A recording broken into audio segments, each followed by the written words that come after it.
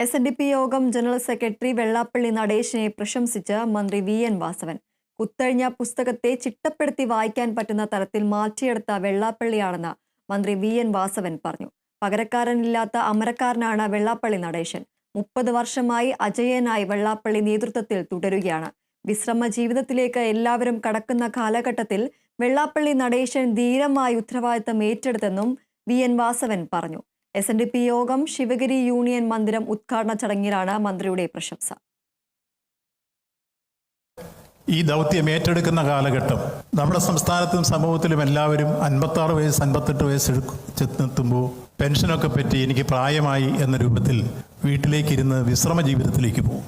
ഇവിടെ സമാദരണീയനായ ശ്രീ വെള്ളാപ്പള്ളി നടേശൻ ആ സമയത്താണ് ഈ സേവന ദൗത്യവുമായി വെളിയിലേക്ക് ഇറങ്ങി ഏറ്റവും ധീരമായൊരു നേതൃത്വം ഏറ്റെടുക്കുന്ന രൂപത്തിലേക്ക് വന്നത്. ലക്ഷ്യബോധം, കർമ്മകുശലത, ഇതെല്ലാം അടങ്ങിയിട്ടുള്ള അദ്ദേഹത്തിൻ്റെ പ്രവർത്തനത്തിൻ്റെ ഉള്ളടക്കമാണ് അദ്ദേഹത്തെ ഈ തരത്തിൽ ചോദ്യം ചെയ്യപ്പെടാത്ത ശക്തിയായി മുന്നോട്ട് പോകാൻ അവസരമൊരുക്കിയത്.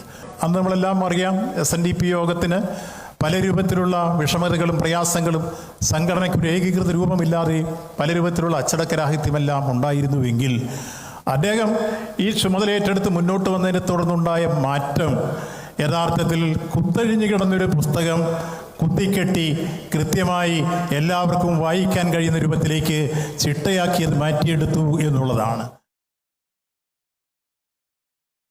ഒരുപാട് കുറ്റം പറഞ്ഞ സ്ഥലമാണിതെന്നും വർക്കലയിൽ നിന്ന് നല്ലത് കേട്ടതിൽ സന്തോഷമുണ്ടെന്നും വെള്ളാപ്പള്ളി നടേശൻ പറഞ്ഞു.